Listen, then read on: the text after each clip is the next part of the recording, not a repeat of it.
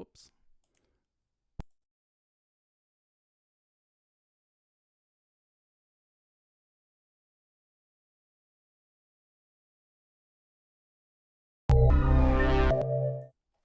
Okay, my computer just doesn't want to listen to me this morning. So anyway, good morning, everyone. Kevin here from Skywatcher. Sorry the intro didn't play. Computer's tired. Apparently it knows it's Friday. So happy Friday, everyone. Kevin here from Skywatcher. Welcome to another episode of the What's Up Webcast. We are back live. Sorry to those of you who went to Starfest. We weren't able to attend. You can send all your complaints to Air Canada about that one. I know they're having a strike, which I totally understand why. But our flights were canceled, so we weren't able to attend. So sorry we weren't able to be there, but I hope you enjoyed the event. We did have equipment there. Some of our dealers really stepped up at the last minute to fly our colors and show the stuff. And hopefully you had a good time, and hopefully we'll see you next year. So apologies for that. But today we are back live. If you like what you see here, like every day, subscribe, send a like over, the typical YouTube stuff. But today we have Senior Vice President of Sales for Celestron. Ben Hauck is on today, so it's going to be a really interesting conversation with Ben. I'm going to bring him in just a second. But before we get started, if you like what you see here on the channel, again, subscribe, leave a like, typical YouTube stuff. If you want to support us more, head over to skywatcher.threadless.com. You can see it right there. Get all kinds of cool shirts and swag to go with your Skywatcher stuff. And then if you really want to support us, you can head over to our website or your favorite dealer and buy some equipment. Our Dobbs are on sale this month. You can get a screaming deal on some of these. So head over there. There's only a few days left on the sales. But yeah, pick up a cool Skywatcher scope. And we appreciate that too. All right, so today's going to be a busy episode. We're going to jump right into it. So I'm going to go ahead and bring in Ben. Some of you may have met Ben at NEAF. There's Ben, the master of sales and everything that happens at Celestron. Good morning. How are you? Morning, Kevin. Doing great. Thanks so much for having me on. Of course. Thanks for spending the time. I know your schedule's really busy being in the position that you're in. So I jumpstart this just like every other episode. How did you get started in astronomy to now, again, if you didn't catch it, Ben is the Senior Vice President of Sales for Celestron, but your career started many years ago and it's led you up to the position that you're in now. Yeah, so it's a long story. I'll try to condense it so we don't take up the entire hour. But really, it started back when I was a kid. My mom was actually the secretary of the local astronomy club, Oceanside Photo and Telescope Astronomical Society, and she was working for OPT at the time as well. And so she had a telescope, a Dobsonian telescope, Coulter Dob. And one night she decided to take it out in the backyard. We lived in a small town called Fallbrook in northern San Diego County. And so nice dark skies out there, Milky Way up overhead. And mom took the scope out. My sister, myself, my two younger brothers all looked through the telescope. My sister took a look through and okay, cool, went back inside. My brothers, one by one, looked at it. Okay, cool, went back inside. I looked through it and was just absolutely blown away. So my mom and I spent a couple hours out there. She showed me how to use the Telrad and the basics of star hopping and how the different eyepieces work. And I just loved it. So I basically fell in love with astronomy from a very young age. I think maybe 11, 12 years old and onward. And that really carried through my childhood and beyond into high school and so forth. And I ended up actually getting a scholarship in physics. And I was thinking about going into a career in astronomy. And ultimately, I went from physics to chemistry to biology and ended up getting a business degree because I couldn't quite figure out my path, and that seemed like something that would work from a financial perspective. And thankfully, I was able to use that scholarship to get me through because our family grew up really, my dad was a teacher, and we had a family of six. And Oh, having wow. a single income as a teacher, a family of six, we scraped by.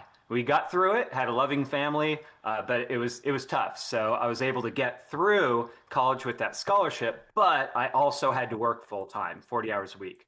And I needed a job when I first started college. So I asked my mom, hey, is Craig at OPT willing to give me a little bit of work? And Craig said yes. So I went to OPT and showed up. And first thing I did, Craig said, hey, go back out there in the hallway. There's a bunch of cardboard and trash. Take it out to the dumpster. So that was my start at OPT. As some people know, I was there for a long time, 12 years, 12 plus years, and started basically just doing basic stuff, shipping and receiving, taking out the trash, but ended up learning cameras really well and became a really good camera salesperson. But I saw the big dollars were selling that telescope, selling that Meet LX200 or the Celestron GPS. That was where you got a big commission check, right? So I already knew quite a bit about astronomy and telescopes, but I decided to learn all the technology and cameras and astroimaging and all the different go-to telescopes. And I got really, really good at selling telescopes, became one of the top salespeople at OPT, and just kind of evolved from there. I took over the internet department team. I did all of the purchasing for OPT and ended up growing to the chief of operations, basically running everything that Craig wasn't in charge of. Craig did the financial side and the marketing. I did everything else. And the plan was for me to actually take over OPT. But as we got into the later years, this story kind of changed, and I won't get into any details, but ultimately what I thought was going to happen and what we talked about happening wasn't going to happen. So I decided to leave OPT. And at that point, I thought I was kind of done in the telescope industry, right? I've been doing it a long time. I wanted to try something new. So I went back to college, learned HTML, learned how to build the websites. Actually, I learned Flash back in the day, if anybody knows what that is. uh, but all throughout that time, Victor Aniceto from Celestron, he was the VP of sales. I worked with him a lot. OPT had become one of the largest specialty retailers in the United States and sold a ton of Celestron. So he knew me well. He knew I was really good at what I do. He started saying, hey, Ben, why don't you come on and join Celestron? And first time I was like, appreciate the offer, but no thanks. A couple months went by. He reached out again. Hey, check this out. We'll make it really flexible. It's like, thanks, Victor. Appreciate the offer. No thanks. A couple more months went by and they reached out and said, hey, Ben, we're going to CES in Las Vegas. How about we fly you out to Las Vegas, put you up in a hotel, we'll go do a dinner. I'm like, free trip to Vegas? Absolutely. So I went out there and checked out their booth, checked out the show. A really incredible show for those who haven't been. And then they invited me to dinner. And at one point, Joe LaPica, the CEO of Celestron at the time, who a lot of people know, he pulled me aside and said, Ben, come here. Ordered a super expensive bottle of wine. We drank a couple bottles of wine, talked about things, and then he made his sales pitch. Those who know Joe know he's super charismatic dude, super friendly. He's got that booming laugh that just kind of lights up the room. He made his sales pitch, and it was a darn good one. And after drinking some good wine and talking with Joe, I decided to join Celestron. So I joined as a sales manager, and that was a little bit over 16 years ago, and worked my way up the chain to director of sales, national sales manager, VP of sales for the US, grew and grew and grew. And currently I'm senior vice president of sales for North America. So took on Canada and Mexico not too long ago. And that's my current role. So from starting in the backyard with a Coulter Daub and my mom to being the senior vice president of the largest telescope company on planet Earth. Pretty cool.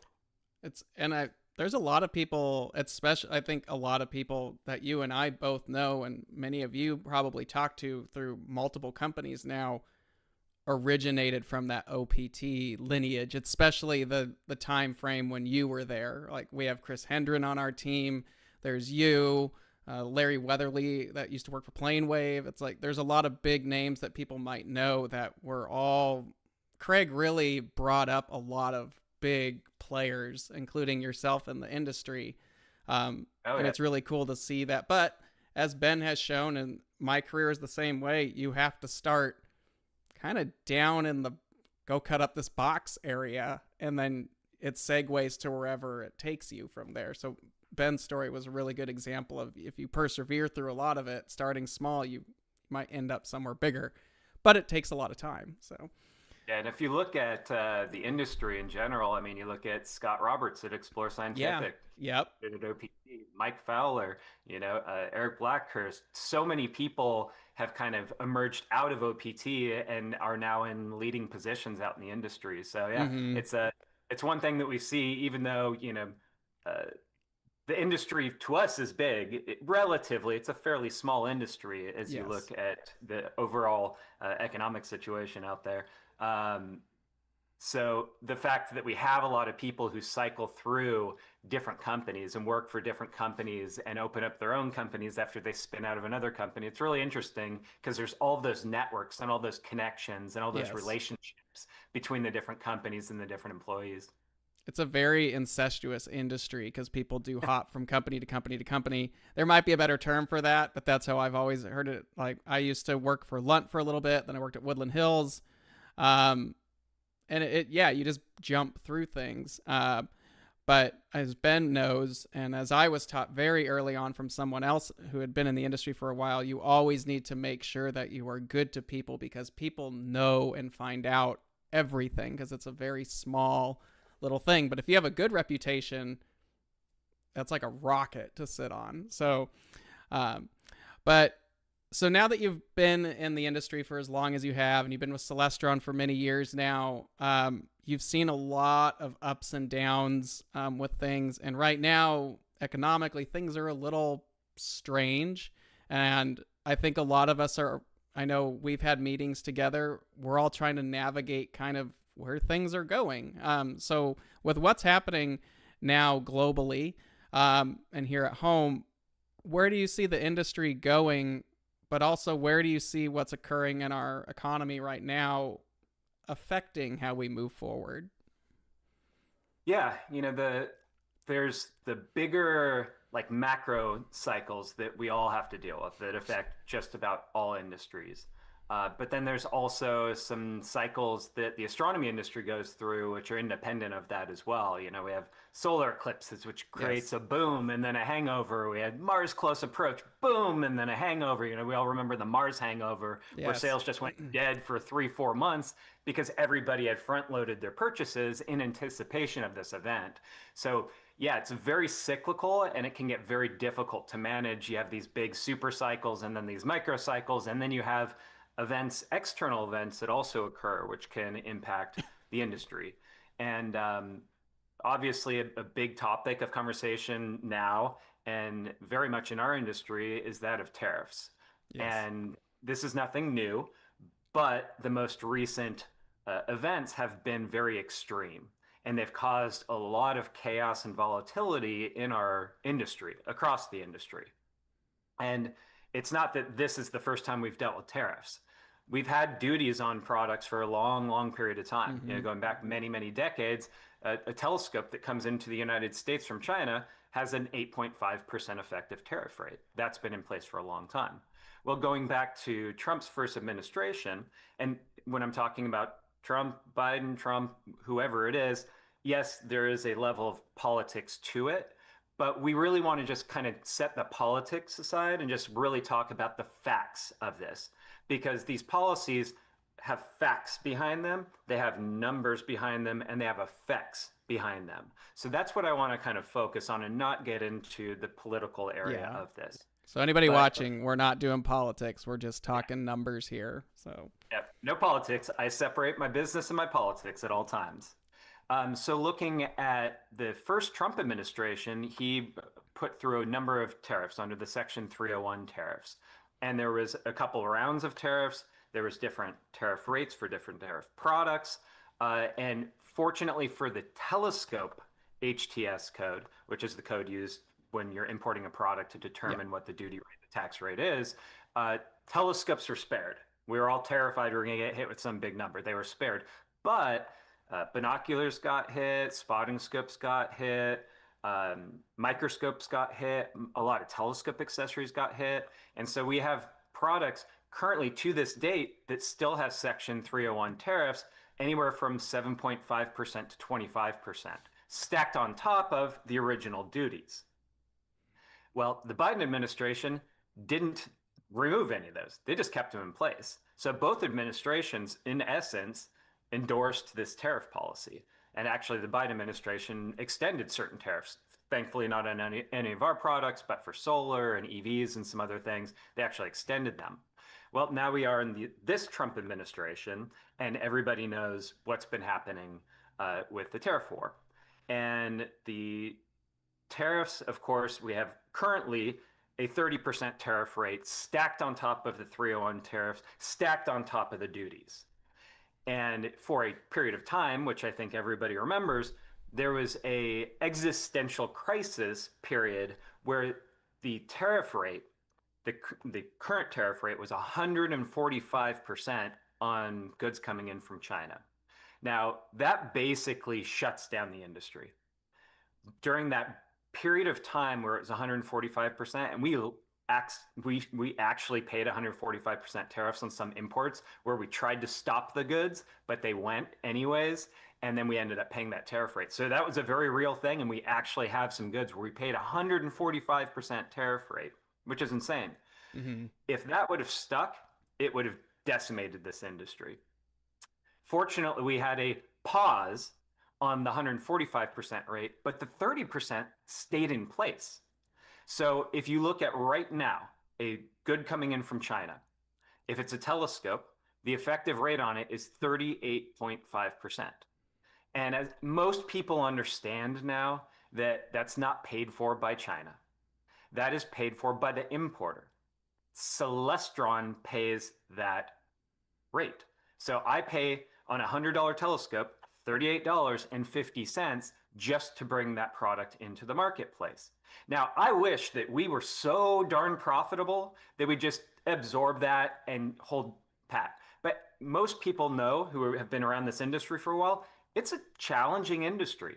You know, at the end of the day, when all is said and done, if you're making a 10% net margin, you're doing a pretty good job. And a lot of people operate in the single digits. So if you add a 38% tariff rate on a good coming in, you can't just absorb that. It's impossible. So looking at other products, binoculars are 37.5. Some of our microscopes are 55.5. And a lot of telescope accessories are 55.5. So a $100 accessory, $55.50 in a tariff. So that has forced companies to raise prices. There's no other way around it. You either are unprofitable and your company doesn't exist, or you raise prices. Now, Celestron did our absolute best. We worked with our suppliers. We came up with bulk purchases, said, hey, if we buy this many at a time, can you give us a little bit of a discount? Celestron looked at our numbers and said, this is uncomfortable, but can we tighten our belts a little bit? Can we absorb a little bit? And then we said, okay, well, what's the minimum price increases we can do to exist in this difficult phase? And we only ended up having to raise prices by an average of 10%. Some goods were a little higher, some were a little lower, but it's about 11%, which is not good. I hate raising prices. You know, from a sales perspective, I want to have low prices. I want to run promos. I want people buying the product. It was painful. It was unfortunate, but it had to be done. At this point, we hope that no further price increases are coming, but we just don't know what's going to come in the future with tariff rates. And that's actually one of the more challenging aspects of not knowing what's coming in the future. As a company, we have to make decisions in the future. You know, we're buying goods that won't be arriving for 4, 5, 6 months. When I'm working on a program, and Celestron deals with all sorts of different companies. Specialty retailers are obviously a big thing, but we deal with major online retailers. We deal with big box stores. We deal with the Costco's and the Kohl's and the Targets and the Best Buys of the world. And those guys, you plan out programs months in advance, and with some of them, a year or more in advance. So I have to be able to quote a price for a program, but I don't know what the tariff rate is going to be when we actually deliver the goods or when we bring the goods into the United States. So that makes it extremely difficult for me to plan with a lot of these programs. And I'll just be straight out and honest. I'm very open and people will see it. We've been in Costco. A lot of people know we've been in Costco for many years, for over a decade. It's a huge program for us and it's high visibility, very valuable, right? We are not going to be in Costco this year. And it's not because Costco didn't want to do the program. We actually selected the telescope. They accepted the prices. We were working on all the numbers. And then the tariff thing hit. And they're just like, if it's 30%, it's above what we want for our consumer. It's going too high of a price point. And so they ended up saying, we're sorry, this is horrible. we apologize, but we're going to take this year off and just hope that we have more stability and visibility as to what's coming in the future. And so the tariffs themselves are very difficult, but instability is, I'd say, as bad. And not knowing what the future holds is as bad because you can't plan as a business. There's a lot of people that we've talked to, and I'm sure because the big conversation at NEAF this year, we were both there. We were just watching our phones, like the stock market, and just like, what is going on?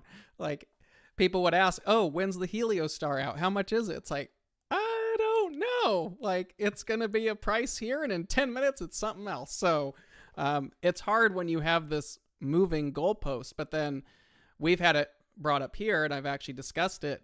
But I'd be curious on your side. Well, why don't you just make it here in the U.S.? Why can't we just do that? And it's not impossible to do it, but what that small sentence involves probably 5 to 6 years and millions of dollars before we're even talking about getting any reimbursement from an investment such as that. And I think there's a lot of companies that get pressed for that, but the reality is it's like I don't think you know the whole thing that involves that. And just because, I'm sure you've seen it, just because you're a US based company and you make it here doesn't mean you're free from the tariff either. We have friends who are affected that way. Yeah, and that's a question I've been asked before is why don't you move production to the United States? Now, Celestron does some production, some assembly, a lot of testing in California. But mostly it's the higher end stuff. The higher end stuff where the cost can be justified of doing it locally. It's more expensive to do things in the United States than it is in China. Everybody knows that. I would love to have production in the United States, but the problem is as you said, the concept of doing that, especially if you're talking about entry-level, mid-level products, people have to kind of take a step back and look, okay, well, what's in that telescope? You got glass, you have aluminum, you have plastic molded pieces. On a lot of these, you have electronics, you have boards, you have motors, you have hand controllers, you have all of these components. Well, let's just say we wanted to do it in the United States. We don't have supply chains for any of those products in the US. Where are you going to get inexpensive optical glass that would keep the cost of that product viable? It doesn't exist right now. So could I buy goods from China and from this country and that country and bring them in and assemble? Yes, but as you said, now you're still paying the tariff rate on the components you're bringing in, right? And let's be honest, if you want to build at mass scale, you need large scale factories. You need equipment, a very expensive equipment. You need trained staff. You need knowledge and know-how. You need all of these things that don't currently exist here. And again, it's not impossible. Technically speaking, it would be possible to do it. But the amount of money that would have to be invested by somebody in that is like several million or probably quite a bit more to do any of that at scale. And let's be clear, who in their right mind would buy factories, buy equipment, establish supply lines, hire employees, train employees, all something that maybe you'd be operational in 5 years, when what happens in 5 years? What if the next administration decides to remove the tariffs?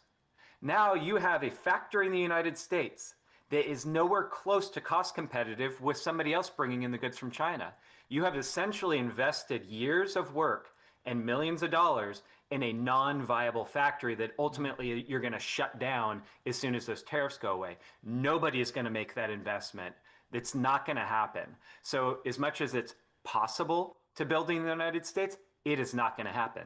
Now, as you mentioned, some people like the Plane Waves of the world and, Stellar View and some other people, there is some manufacturing being done, especially on the very high end. And there's a lot less sensitivity to price there. But a lot of this stuff, they're still reliant on sourcing components from China and other countries. So they're getting hit with the tariffs. Maybe not as big of an impact as to somebody like Celestron, where we bring in 95% of our goods from China, but it still does have an impact. Yeah. It's hard when the goalposts are constantly moving and the rules are changing constantly too. It's hard enough for established businesses to keep up with it, let alone having someone come in and invest tens of millions of dollars to basically recreate the wheel here. And then on top of all that, let's say we did do that. Let's say Celestron started making C8s here. That C8 isn't going to be the $2,000 price point that we all love to pay. It's probably going to be $4,000. And are you willing to pay for it just because it's here? And I find that's the catch-22 ultimately, where it's like it should be made here. Not disagreeing, but you won't pay for it. So it puts us in a weird spot. So do you anticipate another extension to the tariffs? I know we're in another delay right now, but it does seem like they do continually get pushed out a bit. Yeah, this one's interesting. I mean, anybody who says they know what President Trump is going to be doing next, he's a bit of a wild card. Very chaotic. It's part of his negotiation style, right? Nobody knows what he's going to do next. With that said, the fact that we had the initial pause and now we are now in the second pause, which I believe the end date is November 12th, going right into the holidays, but we're prepared for the holidays, so we're good to go for this year at least. China holds a lot of cards, and I think that the administration realizes that now, and maybe we don't have as much leverage against China as we hoped and thought. And a big part of that is a lot of like rare earth materials, things that we use in military, things that we use in tech. And we don't have alternative supplies. That's not a good thing. Being reliant on another country to obtain goods that you need for national security, that's a bit of a conundrum, right? So when things got really hot and China started cutting off access to certain rare earth materials, that showed that they're willing to take steep measures to ensure that they protect their economy and their ability to export to the United States. China is branching out and making new connection points. A lot of countries are doing that right now. They're like, if the United States is an unstable and potentially hostile trade partner, maybe we need to be looking at establishing new markets. So over time, the markets like China, they're going to be less and less reliant on the United States for their exports. And as that happens, we will have less and less leverage over countries like China when it comes to creating trade deals. So, everybody can have their opinion as to whether what's happening in this administration in terms of trade is good or not. But it certainly has a lot of negatives, and I'm not seeing the positives as of yet. And this is, this all just comes from, this is what Ben and his team deal with on the daily. And I'm sure any financial portion or any sales portion of any company, same thing. You have to navigate what especially a company like Celestron, where this is a global entity at this point, you have to navigate these icy waters, and that gets difficult when the map is changing. So you do your best, and you just have to go with the numbers and the facts. And like Ben said, you don't want to raise prices, but at times you have to, because it's just part of the game. But we don't get up in the morning saying, we're going to raise prices. Like, I really don't want to, because it causes a lot of shifts. You did mention a little bit earlier, and I think it's interesting because having also been a part of a telescope company, the holidays are around the corner, planning and such. How far out does Celestron generally plan for the holidays? I think it would strike a lot of people how early these conversations actually take place. And when inventory even shows up is earlier than, I remember when I started, it's like, holy cow, we're already gearing stuff up at these dates. Yeah, definitely. I mean, there's multiple stages to that. I mean, first of all, you have kind of your forecast that you put forth, and I'm in charge of all the forecasting for North America, of course, and I work with my sales team, and we drill that down to the individual account level. And, we deal with over 350 different active accounts currently in North America. So it's a lot to try to figure out. But yeah, we'll work more than a year in advance to try to project what we're going to be doing for the year. Because based on what your sales are going to be for the year, then you know how much OPEX you can afford, right? So when it comes to headcount, when it comes to planning for marketing budgets, for all these different things, you have to have a basic idea in order for all the other departments to know what resources they have to develop new products, to attend certain events, to support the community with donations. All of those things are based on planning that's done more than a year in advance. And then on the purchasing side, they need to know what I believe I'm going to be selling so that they can support that. And then they have to know when to bring that in. So they work way in advance. And when you look at lead times on products, it varies. You know, it could be 60 days, it could be 120 days. On average, about 90 days is a factory build lead time. But then you got to get it on a boat and get it over here, which can take 20, 25 days, 30 days. But then when we have so much chaos going on with tariffs and all this, then you can have situations where everybody's rushing to get goods in from China. And this happened earlier in the year. And then suddenly it's taking 45 days to get through because you have a backup of all these vessels at the port waiting to unload because there's so much volume at the ports, which is a problem. And then, of course, what also happens is inbound freight rates spike and go through the roof. That's another factor that can be very difficult to manage. And also, they're so highly variable. There can be instances like during COVID where rates like tripled. You know, and when you're talking about a container of telescopes, big old boxes like a Dobsonian, if your inbound freight is normally $20 and then it goes up to $65, that's a big deal. And then when you add tariffs on top of that, just the cost of goods has been so variable, it's very difficult to operate in that environment. But coming back to your point, yeah, you know, I would say a lot of our planning is 6, 7 months in advance. You know, Easy. so we were buying goods for holiday while some of this chaos was going on. And there's always this question is, guys, what if sales drop dramatically due to the tariff situation? Do we not bring in the goods? You know, but then if you don't bring in the goods, you've created a self-fulfilling prophecy because now you don't have the inventory. If you are able to bounce back and things are actually better than expected, if you don't have the goods, there's nothing you can do. You can't press a button and have more inventory show up the next day. You're talking 4 months before it shows up. So you can't respond immediately to changes in demand. So at Celestron, we are hopeful that things are going to stabilize and we're going to see some things come back. And I'll come straight out and say it. It's been a challenging last couple of months. The entire industry has seen a decline in demand. You know, and there's many reasons for that. Some of it's macro, some of it's price increase related, but absolutely without question, we talk to our dealers, we talk to our retailers, we get a lot of reports on sales, we have our own numbers. Things are soft right now.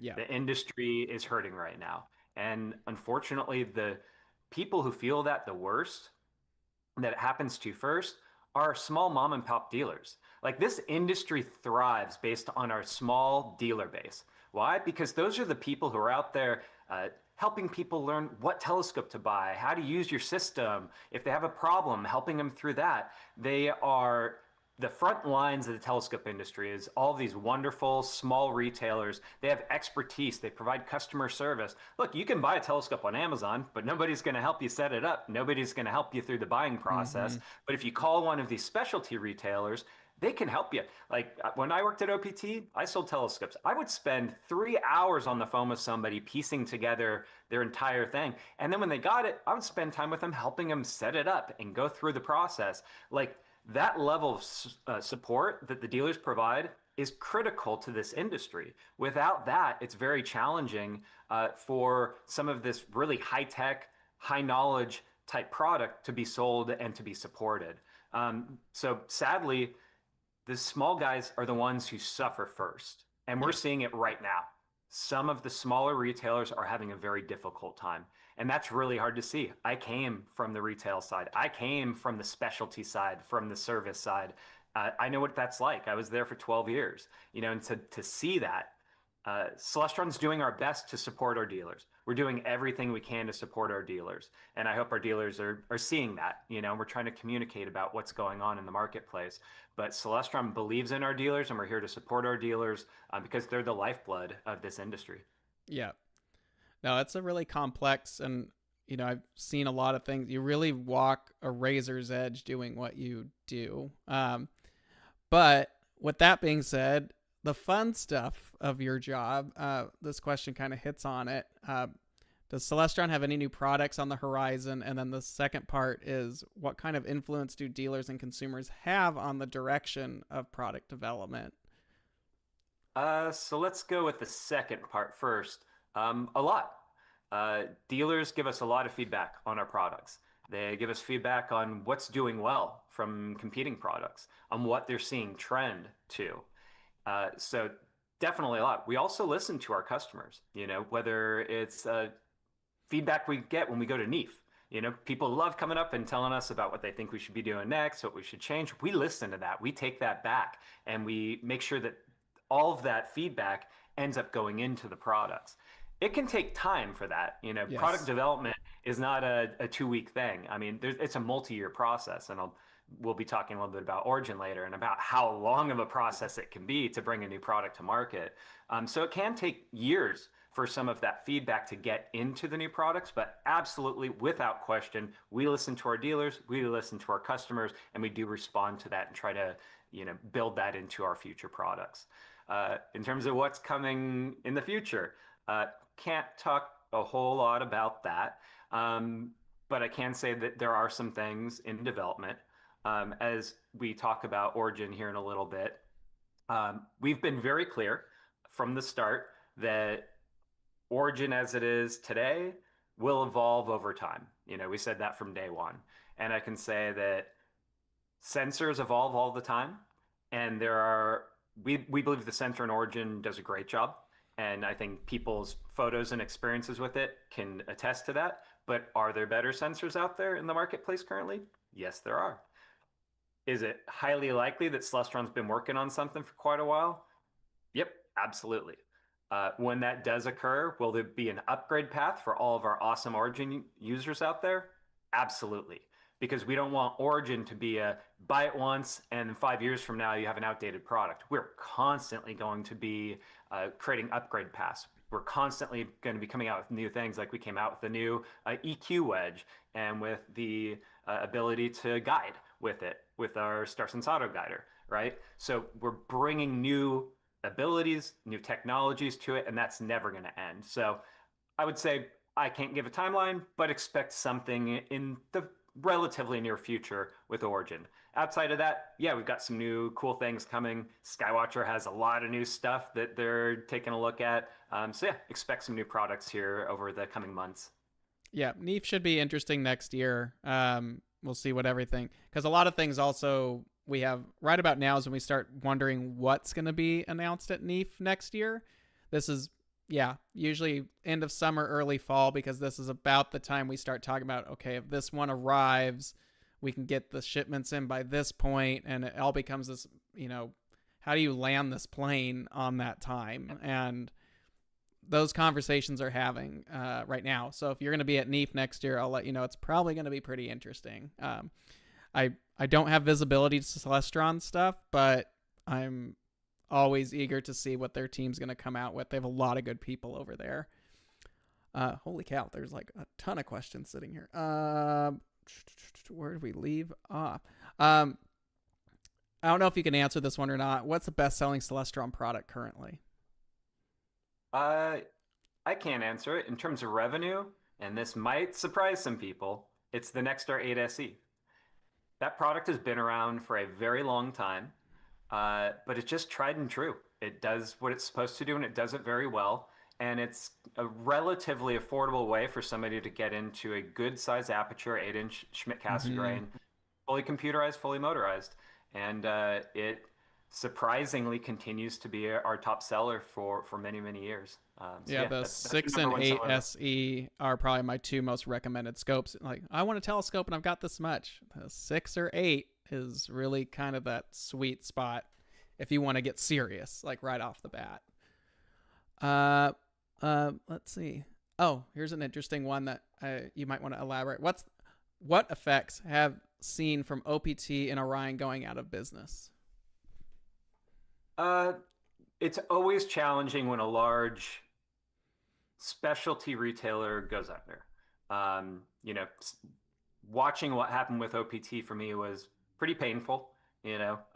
Those who've worked there, it really operates like it's a family. And for those who don't know, I knew Craig Weatherwax from the time I was a kid.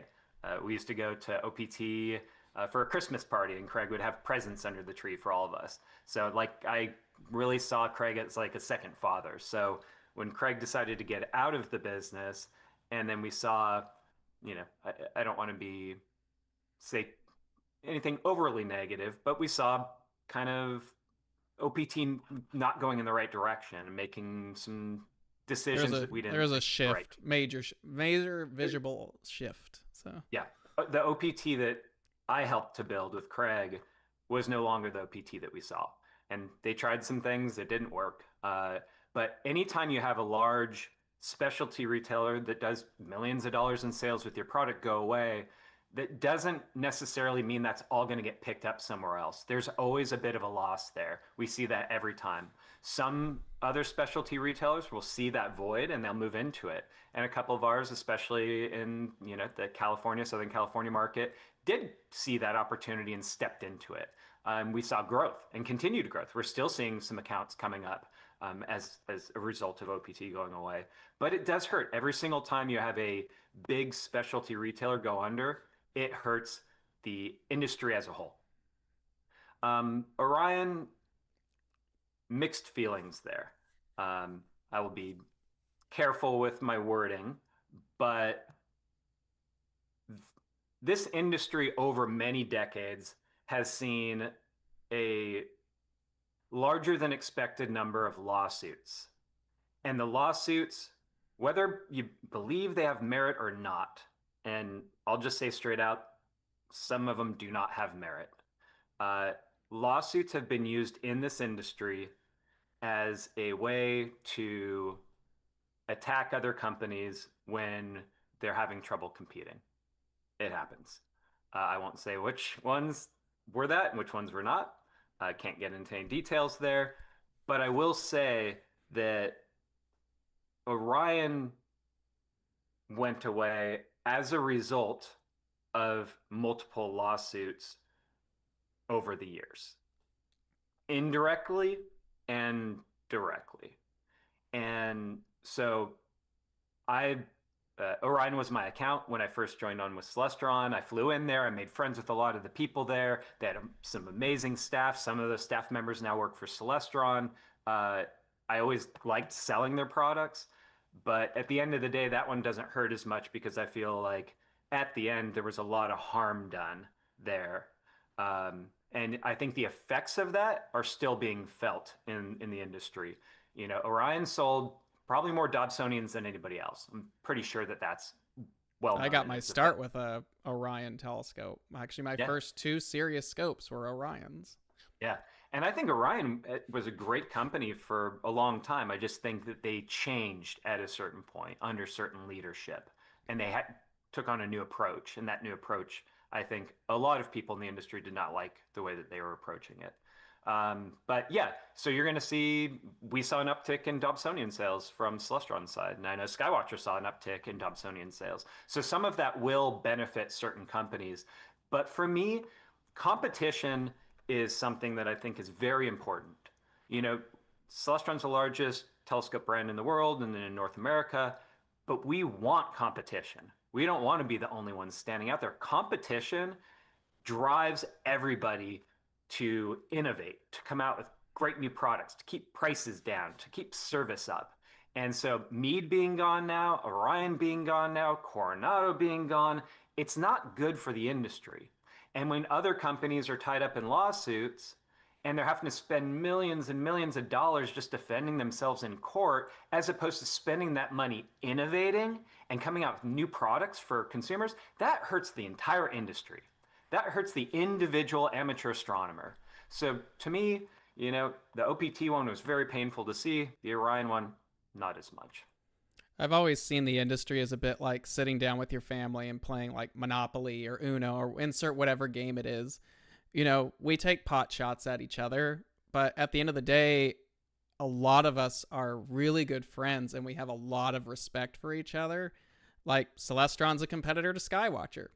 That's just a flat out fact. And we hit each other, but we hit each other on the playing field. But at the end of the day, we know when to put the sticks down. And it's like, good game, man. You guys really, Origin really hit it. Or whatever company it is. It's just like, man, that's awesome. Good for you guys. And then we go back and be like, man, they really did that well.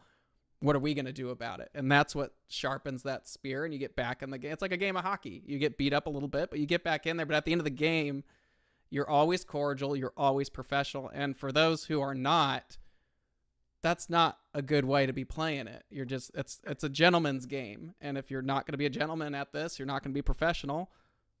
There's no space for that here, especially in our tiny industry, because the people who get hit first are the customers and the hobbyists. And we're all here for that. And if you're going to mess with that, then you're screwing everything up. So please don't. I'm here to succeed. I'm here for Celestron to succeed, but at the end of the day, from my childhood on up, my entire career, I'm coming up on, God, it makes me feel old, almost 30 years in this industry.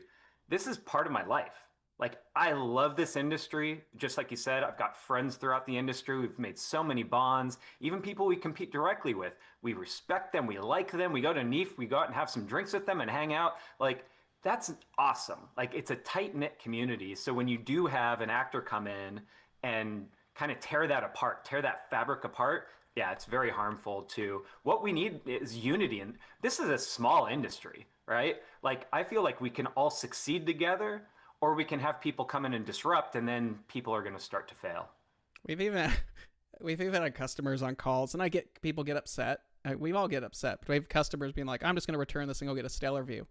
All right, tell Vic hi. Like, we know them, so you're in good hands. Or even at Celestron, eventually you might outgrow the Edge 14 that you have, and you go buy a Plane Wave. Yeah. That's where Rick got started. Like, they're all friends. So good. Go support our friends at other companies. We are not always going to have what you want in the position that you're in. Maybe you advance, and we're glad to have you in the family. But we also understand that at some point you're going to want to graduate to something else, and we're here if you need it. If we don't have it, one of our friends will help you out. So. 100%. We're getting pretty close to the end. So what do you personally like using now, Ben, when you have free time and you're not traveling for work and stuff? What telescopes do you enjoy using? All right. So first of all, I have to say I'm still old school. I don't do a lot of imaging. I'm still visual. I think one of the most incredible moments of my life was at RTMC in Big Bear, going way back. I was at OPT. A couple guys taking me around. They're like, all right, we're going to show you the big stuff. And I remember climbing up the ladder and looking through a 30-inch Dobsonian at the Ring Nebula. Telescope. and I almost fell off the ladder. It was incredible. I mean, see it in color. It was taking up the entire eyepiece. I think it was like a 31 Nagler or something like that. And it just blew me away. So I'm always going to have my original love is visual, and just the idea of those photons hitting your eyeball, understanding how far away those things are and how long it's been for those photons to travel through space and then boom, hit the back of your eyeball. So I'm visual first, but Origin, no joke, this isn't marketing, this is real, was the most fun I've ever had under the night sky. Again, I'm not really into imaging, and I don't want to go out there and spend hours setting up a rig and hours imaging and then hours processing. That's just not my style. I'm more instant gratification. So when I was able to test Origin and went out and just 10-second exposure and bing, you're like blown away. It's like more than you would ever see through a telescope. And then it starts stacking, and then you get the dark frame and the flat frame hit. Like within a minute, you've got, obviously nothing compared to the professional level quality that other people do, but for like an average person, just a beautiful, incredible image. So it's not real time quite as of yet, but it almost is a real time experience bringing up astro images onto a phone or a tablet. And then it just turned into, I was hanging out with Pran at the time. We were like fighting over the Origin. It's like, and I get to do this one next, and I get to do this one next. And it was so fun. Like, it was such an enjoyable experience. So as of right now, my favorite, which wink, wink, Celestron, get me an Origin, please. Yes, I don't have an Origin. I've only gotten to borrow an Origin. That's my favorite toy out there right now. It's just so much fun. And I know you mentioned earlier you've spent like 3 hours on the phone with customers at OPT. I did the same thing when working at Woodland Hills and doing tech support for Skywatcher. I remember being that person where I spent all this money and I'm out there for the first time, and it's like, this sucks. Like, my picture sucks. I have all the, you're completely deflated when it's like, why isn't all this money working for me? But with Origin, it's an investment, but you pop it out there and you're like victorious right out of the box with your first image. And it's like, oh my God, I did it. And it gives you that instant gratification, because there's nothing more deflating in a hobby to get all this stuff and you having some know-how, and then it just doesn't do whatever it is that you need to do. It's like, well, that is awesome. So our last question here, because I think we've got like 8 minutes left, but this is a cool one and I'd be curious to get your response on it, is what wait, how do they word this? What can amateurs do for the telescope industry in these questionable times? That's a really good question, and somewhat difficult to answer. There's some like geopolitics going on in the industry right now, and I would say if you can support companies that operate out of the United States, that goes a long way to ensuring that a lot of these brands continue. As mentioned earlier, we've lost some US-based brands with Orion and with Meade, Coronado. There's been many others that have been lost over the years. There's some great products out there that you can buy from companies that operate directly out of China, that don't have a US presence. And a lot of people know Celestron has Taiwanese ownership, but we are located in California. We employ 100 people. We're part of our community. We're part of the community here in North America. There are some companies and there are some products out there where if you purchase the goods from that company, the money goes out of the US market and it goes into China. And it doesn't support US jobs. It doesn't support the US telescope industry. It doesn't support the community here. I'm not saying that you shouldn't ever buy those goods. There's some really cool products from some of those companies that, it's hard to say, don't buy that. Mm-hmm. But if you're looking at a couple of different products and you have the ability to buy one where the funds from that, the money from that is going to help keep these companies open and keep, Skywatcher jobs and keep Stellar View jobs and keep Planewave jobs and keep Celestron jobs. Like, a very important part of innovation, of development, of supporting this community, making sure that the telescope industry thrives, is ensuring that the companies that support it and that create the products are able to continue doing what they're doing. Celestron's a really incredible company. There's a reason why I've been here for 16 plus years. We have people who've been here 20, 30, 40 years. A lot of people become lifers at Celestron. There's a reason for that. If we were a bad company doing bad things, people would leave. But people who come stay because Celestron pays their employees well, provides good health coverage. We treat our employees with respect. We are part of the community. We do events at schools. We donate telescopes to astronomy clubs. We go to astronomy events. Like, we are a part of the astronomy community, and when you talk to our employees, you get that feeling from everybody across the board, whether you're talking to tech support or product development or sales or marketing or even finance, anybody, you're going to get that love and that passion for that. So I'd say, yeah, if you're looking at a couple of products and you can decide to buy the one that's going to keep all of those resources in the US and the North American telescope industry, I think that's great. No, that's a good point. And I know a lot of people are out. I've been to NEAF. I know a lot of people, where is this made? It's made in China. It's made overseas. Oh, and they scoff at it. It's like, man, that's where most of it's made. And by the way, I've met the people in China. There's some fantastic, incredibly smart people over there. And they're a part of our team as well. But understand that you want to have some pride in the country that you're in as well. Yeah, if you want to buy it, remember that just because it's made somewhere doesn't mean that there are not jobs here. Like Ben said, Celestron has like 100 people here. I know pretty much all of them. They're all incredible people. And by you buying through one of our dealers or even our websites, you support our dealers and keep them going, or on our website, you keep us going, but you're investing in the US community to some extent. So while, yes, you are buying an overseas product that are good, by the way, you're still supporting us as well. And we're here. And, you know, Ben's team travels a lot. I travel a lot for these events. We wish we could be at every star party. We wish we could be at every school and all that. It's a business decision. We have to look at the investments, especially right now. Things are really chaotic, but we want to be there. And just because we can't be there doesn't mean we're not willing to support the industry from where we can be, but we have to look at it as the whole picture. I don't know if you want to, we've got like 4 minutes left if you want to elaborate on any of that. So. Yeah, no, just like you said, you know, we can't be everywhere at once, but we do try to sponsor, you know, star parties. We try to send door prizes. We send donations. We try to support everybody as much as we can. And that's, you know, very important. You know, as Kevin said, you know, our dealer base is very important. You know, anytime you can, shop with one of the specialty retailers. You know, sometimes Amazon's just going to have too good of a price and you're going to buy it there. Cool, you know. But when you can, shop with a specialty retailer. They really are the front lines of the amateur astronomy community when it comes to supplying goods. And a lot of them are mom and pop, and they have their employees as well.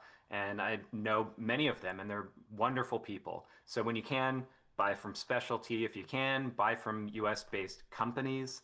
And yeah, you know, I've spent a lot of time at star parties, and I've worked with a lot of astronomy clubs over the years. Just want to say that I'm grateful for the work you do. You know, it's unpaid and sometimes underappreciated. I put on some events for OPT. It's very difficult. So for those organizers who are organizing these star parties, thank you. It's very hard work. I know it's hard work. So yeah, you know, I just want to kind of send some appreciation out there to the specialty retailers, to the astronomy clubs, to the people doing outreach, you know, going out there and setting up telescopes at schools or setting up on the sidewalk and showing people the night sky, you know, is more and more as we can get people to look up and to appreciate the majesty of the night sky and the universe around them. It can change people. It can change people's perspective. And with the world being the way it is right now, having that moment to go outside and just stare up at the stars and look through a telescope, I think it's a calming, peaceful, magical type moment. So the more we can share that with other people, I think it can make a difference in the world. I was going to add to that, but that's a good way to end the episode. So there you go. So if you're not really publicly an accessible person because you're busy with stuff, if you guys ever have any questions for Celestron, they have an amazing support team. Give them a ring, email them. Their crew is there Monday through Friday. They're willing to help you out. They might not be able to tell you about the new things coming out, but they have a great team of people over there if you need assistance. And yeah, Ben, thanks for your time. That was awesome. Yeah, awesome. Thanks so much for having me, Kevin. Appreciate it. Yep. And then we'll see you guys next Friday for another What's Up for the Month episode. If you do want to meet Ben and crew, go to NEAF. That's where you can meet the whole crew. Basically, they're all there. But yeah, we're right on time. Thanks very much, everyone. Have a good weekend. Clear skies. And Ben, thank you so much. Have a good weekend to yourself. Thank you all. See ya. Bye, everyone.